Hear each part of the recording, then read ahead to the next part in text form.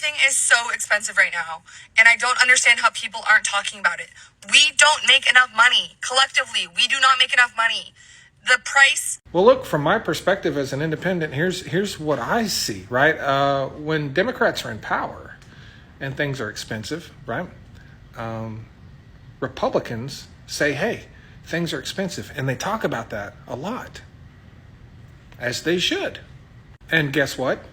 As Democrats should talk about a lot too, even when Democrats are in power, and vice versa. And now that Republicans are in power and things are still expensive, and especially electricity getting more expensive, what are Democrats talking about? They're talking about Sydney Sweeney, whatever that is. Yes, as if the lady who is trying to choose whether she's going to feed her kids or keep her lights on gives two shits about Sydney Sweeney. Back to school time is approaching. Fall is approaching. And this is the time of year when you see video after video after video of sorority girls dancing. But this year, all of those sorority girls dancing at all of those schools is somehow being framed around race. Somehow this year it has something to do with race, even though it's something they've done since the beginning of the time, as far as I know. From what I'm seeing online, people are saying these girls are displaying what they believe to be their racial superiority. What? What? Oh, I just can't. Thanks. Donald Trump's redo of the Oval Office is not only disgusting, but it's also really depressing.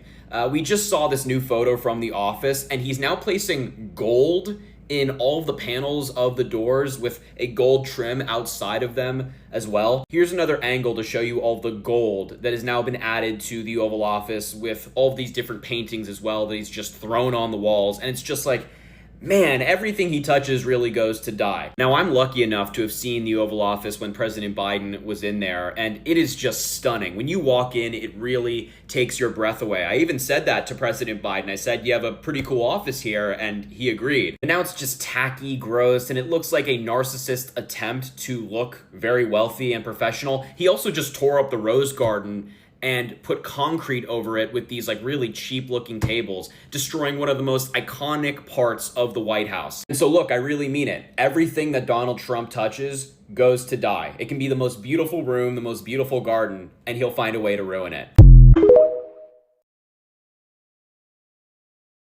So people are panicking because life in the US is no longer easy. Imagine the prices of everyday grocery shopping going up day by day. People are just thinking about tomorrow. People are just thinking about what to eat tomorrow. People voted for a cheaper grocery shopping, but rather it becomes something else. It becomes something else. So I think life in America right now is getting tougher, getting more difficult, getting more complicated, right? Well guys, welcome back again to my channel. Thank you so much for clicking. So you watched the remaining clip of this video. Let me know what are your thoughts. Let me know what you think about them in the comment section. Texas Republicans have issued a warrant for my arrest for breaking quorum with my House Democratic colleagues to stop Trump's redistricting power grab. Governor Abbott has even threatened to vacate my seat, to remove me from my democratically elected position as a Texas state representative. Yesterday, Trump asked his FBI director, Kash Patel, to send in federal agents to come find us. And Ken Paxton put up a tweet asking his followers to, quote, hunt us down. My colleagues and I are here in Illinois at what we thought was a safe location, but this morning, a bomb threat was called into our hotel. My colleagues and I are safe, and we have one message. We will not be deterred.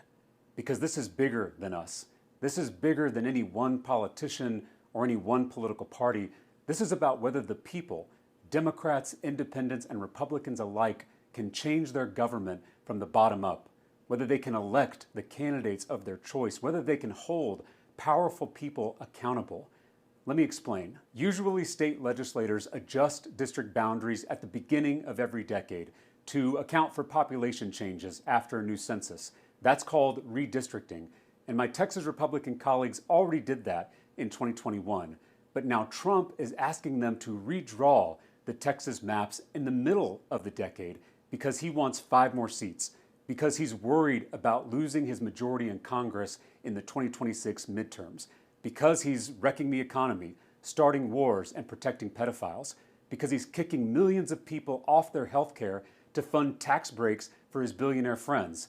So he's trying to shield himself from the voters. He's trying to shield himself from accountability. But to pass these new maps, a certain number of legislators have to be on the floor of the Texas House to conduct business. That's called a quorum. My Democratic colleagues and I are not going to give them one. By attempting to redistrict in the middle of the decade, Republicans are cheating. It's like 2 football teams coming out of the locker room at halftime, and the team that's ahead says they want to change the rules in the second half to win the game. It's cheating, plain and simple. And if they're going to cheat, we're not going to play. We may not be in Texas, but we are fighting for our constituents. We are fighting for free and fair elections in every community. Because when politicians draw their own lines, when they draw our districts into these crazy shapes, when they crack and pack communities of color, it's called gerrymandering. It's basically politicians manufacturing the outcome they want. It's politicians insulating themselves from the will of the public. Politicians shouldn't choose their voters. Voters should choose their politicians. Both political parties gerrymander, Democrats in blue states, Republicans in red states, but not this brazenly, not this discriminatory, and not in the middle of the decade in an effort to rig the upcoming election at the direct request of the President of the United States. This is not an issue of party, it's an issue of power. People in power want to stay in power, and that's what the Republican Party is doing right now. And they are led by a president who has shown a complete disdain for the peaceful transfer of power. The future of our republic is on the line. Greg Abbott claims that we've abandoned our responsibilities, but we're doing exactly what we were elected to do. I didn't swear an oath to Donald Trump. I swore an oath to the Constitution. So we'll stay out of Texas until this corrupt special session ends. We'll be here in the land of Lincoln, which is appropriate because Abraham Lincoln broke quorum as a state senator back in 1840 by jumping out of the window of the Illinois state capitol. Thankfully, I didn't have to jump out of any windows back in Texas. We're participating in a long American tradition of standing up to bullies, of speaking truth to power, of civil disobedience, of good trouble. I'll keep you updated. Our parents did not live like us. They were not taking multiple vacations a year. They didn't have Uber Eats. They were not eating out every night. They were not buying new clothes. They weren't going to the club. They did not have social media to constantly be comparing themselves to others and trying to one up or lifestyle inflation. Everybody blames the economy, and our economy is not great. It's different. We all know we have to spend more to survive now, but also look at our spending habits and the lifestyle inflation. We spend so much money as young people on stuff that does not matter. And 20, 30, 40 years ago, people did not care about it. There was not the same social status or social quo. So if you're going to complain about the economy, if you're going to complain about how hard it is to quote unquote survive, ask yourself, what lifestyle are you comparing it to? Because taking multiple trips a year, getting new clothes all the time, doing all these lavish things, they're not a necessity and you don't need it to live a happy lifestyle. I know that the way we buy things, the way we buy unnecessary things can also contribute to someone getting broke, because I know that a lot of people do travel to so many places. A lot of people buy unnecessary things, unnecessary clothes, but nevertheless, that is also part of life. So, in another word, the economy was more better years back during our forefathers, our forefathers during their own period. Like, the economy was really so stable, and even if they buy some certain things, they might not feel it. They will not feel it at all. But currently, like, when you buy one or two things after collecting salary, you might go broke for the rest of that month. You might not even have anything to save. Yeah, so this also has to do with the economy. With the economy. Yeah. So guys, welcome back again to my channel. Thank you so much for clicking. So you watch the remaining clip of this video and let me know what you think about them in the comment section. So President Trump went on CNBC this morning and doubled down again on his baseless claims that the Bureau of Labor Statistics jobs numbers have been what he calls rigged. The numbers were rigged. The numbers were rigged. This is no surprise. He has been saying this every day, all day since the numbers came out on Friday, and he didn't like it. But in a stunning move, CNBC Squawk Box co-anchor Joe Kernan pushed back on the president, and he really pressed him. Watch this. Rigged? Where do you get the notion that it's rigged, or do you have any evidence there? It is antiquated, but it's also very political. These are statistical changes based on this antiquated system, and it's just a big leap to go to rigged. And then it also, Mr. President, it makes anyone you pick is going to be, the critics are going to say, hey, he's picking a guy that's going to give him or a gal that's giving him the numbers that he wants. So it undermines confidence in the system to some extent. So here's the thing. Those numbers are often inaccurate, or at the very least, almost every month, they get really big revisions, which is why a lot of big names on Wall Street have said, we want the president to explain why he wanted this woman fired. Because if you look at the way we calculate these numbers in our government, maybe it's obsolete, maybe it's flawed, maybe we need to fix the system. But the president doesn't have to clarify why he wanted her to be fired. He's already done it. He has already said why he wanted her fired. And it has nothing to do with inaccurate or flawed systems. He believes it is rigged because she was a Joe Biden appointee. But here's the thing. If President Trump really worried about the numbers and getting an accurate picture of the economy, then why, oh why, was one of the first things he did when he entered the office was get rid of the group that was trying to do exactly that? I thought you should know. I have to take a moment to laugh at the fact that it was a guy named Mike Flood who was the first to walk into a town hall in Nebraska to defend Trump's bill. From where I sit, there's been a lot of misinformation out there about the bill.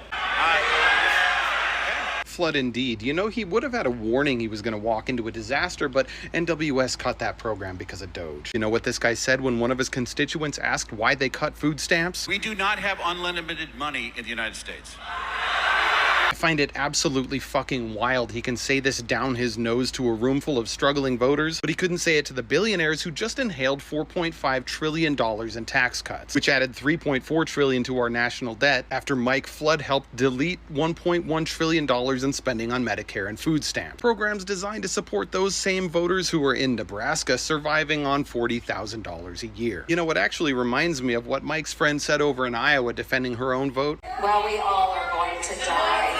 Please understand, this brazen movie villain donkey shit behavior is the product of partisan purity culture. They've lived in their MAGA echo chamber so long they think they're invincible, even as their constituents scream in their face that they are destroying the country we love. And I am telling you now, it is going to cost them everything. Now, I don't mean every voter, because 28% of Americans would feed themselves to a great white if it meant protecting the orange walrus. No, I'm speaking to the 72%. The nearly 3/4 of Americans who refuse to believe it's raining just because Trump's Qatari jet flew over them and emptied its septic tank on their head. No, the rest of us, we see what's happening. We know why it's happening. And those smug assholes, when the time comes, will be held accountable. If you worship a politician on either side of the aisle, don't get me wrong, it's cringy. But I find it always amusing when the Democrats and left say that conservatives worship Trump. Don't get me wrong, there's a very, very, very small fraction of people, I think, on the right or conservatives that worship Trump. And I don't even think it amounts to a worship, but sure, there are some people that are obsessed with him.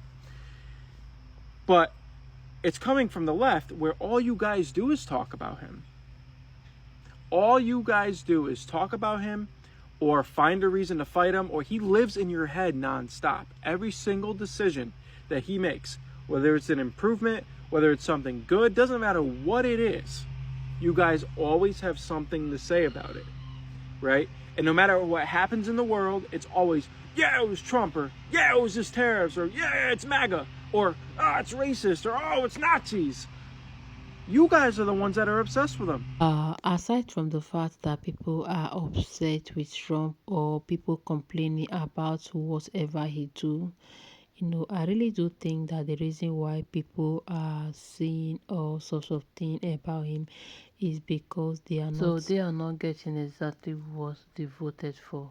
Imagine the Medicaid program that has been designed to help millions of people living across the United States of America that was just stripped off recently, and you expect people to keep mute? No, people cannot keep quiet because like some of these things were designed to help people. It first is saving method for a lot of people, so people must react in one way or the other, especially when they know that the administration is doing what they did not sign for or what they do not like. So definitely people must react in one way or the other.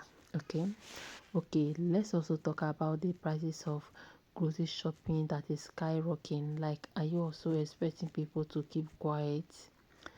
Yeah, people cannot keep quiet because people are so pissed off. A lot of people are so mad. A lot of people are so panicking. A lot of people are so confused. A lot of people are so discouraged. A lot of people are so frustrated. So in one way or the other, people must react. People must talk one or two things. Right? Yeah, people must talk one or two things. That is that. So guys, thank you so much for watching this video. Let me know what you think about them in the comment section.